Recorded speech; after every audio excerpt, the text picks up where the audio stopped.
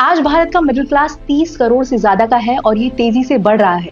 अगर हर घर कुछ चाहता है तो वो है सेफ्टी, रिस्पेक्ट और एक stable job. Budget 2025 middle class के लिए जॉब्स के मामले में क्या लेकर आ सकता है, आज यही समझने की कोशिश करेंगे। PLFS periodic labour force survey के डेटा के मुताबिक 2017 से 18 के बाद से इंडिया में एम्प्लॉयमेंट में सुधार का ट्रेंड दिख रहा है। Labour force participation rate LFPR, worker population ratio और 15 साल से ज्यादा के लोगों के अनएम्प्लॉयमेंट रेट जैसे इंडिकेटर्स में सुधार देखा गया है। हाल ही में लेबर मिनिस्टर मनसुख मांडविया ने कहा कि एम्प्लॉयमेंट ग्रोथ यूपीए के समय 10 सालों में केवल 6% थी, जबकि मौजूदा सरकार के तहत ये लगभग 36% तक बढ़ गई है। दूसरी तरफ विपक्ष का कहना है कि इंडिया में अनएम्प्लॉयमेंट एक टिकिंग बॉम्ब है और मोदी सरकार इस समस्या को हल नहीं कर पाई है।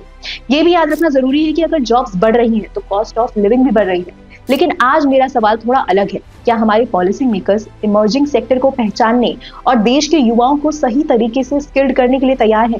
क्या जॉब्स के सवाल को हल करने के लिए हमें आउट ऑफ द बॉक्स सोचने की जरूरत है? हम एक युवा देश हैं, लेकिन किसी दिन हम भी बूढ़े हो जाएंगे। ऐसे में जॉब्स के वर्तमान और भविष्य को देखते हुए बजट कैसे इस स्थिति की अर्जेंसी और एस्पिरेशंस को समझ सकता है, यही इस वीडियो में समझने की कोशिश करेंगे। 2014 में हमारी GDP लगभग $2 ट्रिलियन थी और आज ये लगभग $4 ट्रिलियन हो चुकी है।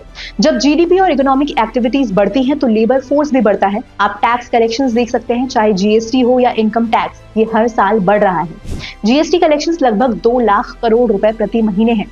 ये इकोनॉमिक एक्टिविटीज के चलते ही संभव हो पाया है। PLFS डेटा के मुताबिक अनएम्प्लॉयमेंट दर में पिछले 5 सालों में गिरावट आई है, लेकिन CMIE जैसे थिंक टैंक्स का कहना है कि इंडिया का अनएम्प्लॉयमेंट रेट हाल ही में 8 महीने के उच्चतम स्तर 9.2% पर पहुंच गया है। भारत में डेटा की समस्या है। हमारा अनएम्प्लॉयमेंट डेटा बहुत विश्वसनीय नहीं है। इसमें जो लोग थोड़े समय के लिए भी काम करते हैं उन्हें एम्प्लॉयड मान लिया जाता है। इसके अलावा इंडिया केवल 2 G20 देशों में से एक है जहां एग्रीकल्चरल एम्प्लॉयमेंट बढ़ा है, लेकिन एग्रीकल्चर में जॉब्स बढ़ना विकास का संकेत तो नहीं है। सबसे बड़ा सवाल ये है कि जॉब्स आज कहां क्रिएट हो रही हैं। World economic forum 2025 jobs report के मुताबिक jobs tech industries, AI focused industries और डिजिटल इकोनॉमी में बन रही हैं। सरकार को इंक्लूसिव जॉब क्रिएशन पर ध्यान देना चाहिए ताकि मार्जिनलाइज्ड ग्रुप्स, MSMEs और महिलाएं भी इन इंडस्ट्री में जॉब्स पा सके। भारत ने स्टार्टअप इकोसिस्टम में काफी तरक्की की है, लेकिन हमारे देश में एक बड़ा स्किल गैप है। डिजिटल डिवाइड के चलते हमारे बहुत से लोग इमर्जिंग सेक्टर्स की जॉब्स को समझ नहीं पाते। डेटा साइंटिस्ट आज और भविष्य की सबसे बड़ी जॉब में से एक है। नॉन ट्रेडिशनल जॉब्स जैसे social media influencers, party planners, makeup artist और शेफ्स की तरफ भी ध्यान देना जरूरी है।